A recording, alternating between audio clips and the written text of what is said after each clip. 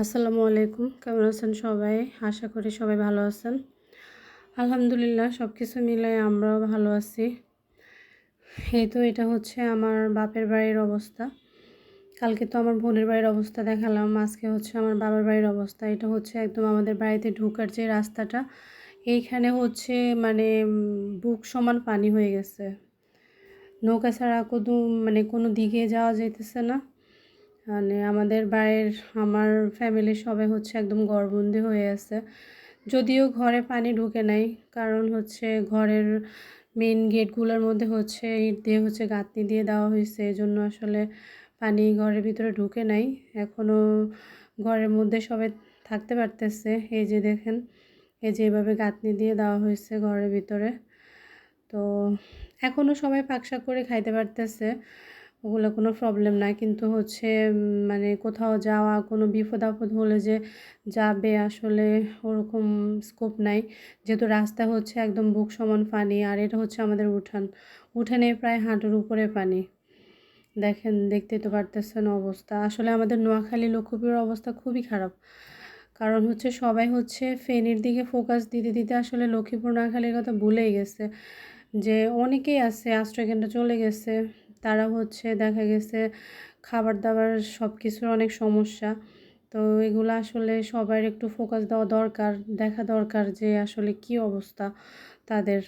বিশেষ করে লক্ষ্মীপুর, আমাদের নোয়াখালীর চাইতে লক্ষ্মীপুরে পানি অনেক বেশি বাড়ছে, কারণ আমাদের ফেনীর পানিগুলো আমাদের দিকে আসে, আর আমাদের পানিগুলো হচ্ছে লক্ষ্মীপুরের দিকে যায়।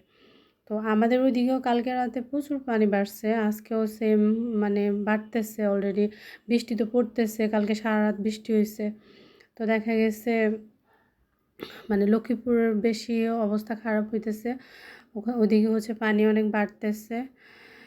তো আসলে সবাই হচ্ছে আমার ভিডিওটা শেয়ার করে সবাইকে জানাবেন যে লক্ষ্মীপুর নোয়াখালীর অবস্থা খুবই খারাপ। যারা স্বেচ্ছাসেবী আছে, যারা হচ্ছে এখন হচ্ছে মাঠে কাজ করতেছে, তাদের আসলে ওইদিকে ফোকাস দেওয়া দরকার।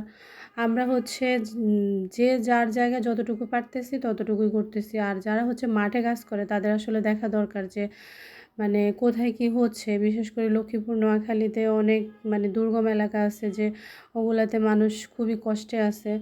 তো আসলে আমার ভিডিওটা বেশি বেশি করে শেয়ার করে সবাইকে আসলে জানাই দিবেন যে লক্ষ্মীপুর নোয়াখালী ভালো নাই।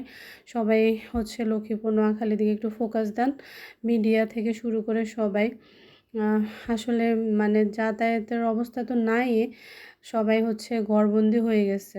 যদিও আমার বাপের বাড়ির লোক এখনও আছে, আলহামদুলিল্লাহ ভালো। ওরা হচ্ছে দুবেলা রান্না করে খাইতে পারতেছে, ওদের ওদিক দিয়ে এখনও কোনো সমস্যা হয় নাই, সবই ভালো আছে।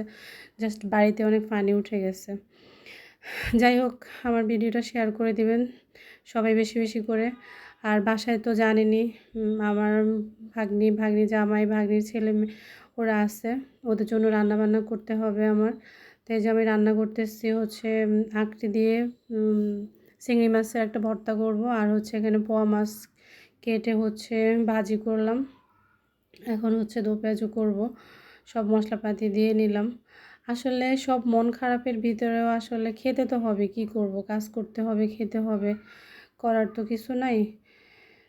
তো ওদেরও আসলে মন খুবই খারাপ, যেহেতু বাড়িতে আরও অনেকেই আছে, হয়তো ওরা আসছে, বাচ্চা, ছোট বাচ্চা, ওর হচ্ছে 8 বছরের একটা বাচ্চা আছে, ওর পানিতে পড়ে যাওয়ার ভয়ে। তারপরে 1.5 বছরের একটা বাচ্চা আছে, এই জন্য আসলে চলে আসা ঢাকাতে। তো আসলে সবাই সবার জন্য দোয়া করবেন, যে যার জায়গায় আছেন, যেভাবে আছেন, যে অবস্থায় আছেন, দোয়া করবেন নোয়াখালী লক্ষ্মীপুর পেনিবাসীর জন্য। আর এই যে আমার মাছ ভাজিটা হয়ে গেছে, আর এদিক দিয়ে হচ্ছে করলাটা ভাজি করে নিতেছি। করলা ভাজি করলাম, তারপরে হচ্ছে ভর্তা করলাম, মাছ ভাজি করলাম। এই হচ্ছে আজকে আসলে দুপুরে খাবার দাবার। ওরা বলতেছে আন্টি এত রান্না বান্নার দরকার নাই, মানে সিম্পল কিছু করো।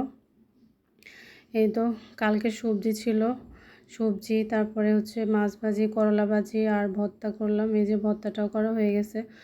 আমার ভিডিওটা কে কোত্থেকে দেখছেন কমেন্ট করে জানাবেন, আর বেশি বেশি করে শেয়ার করে দিবেন। সবাই ভালো থাকবেন, সুস্থ থাকবেন। আল্লাহ হাফেজ।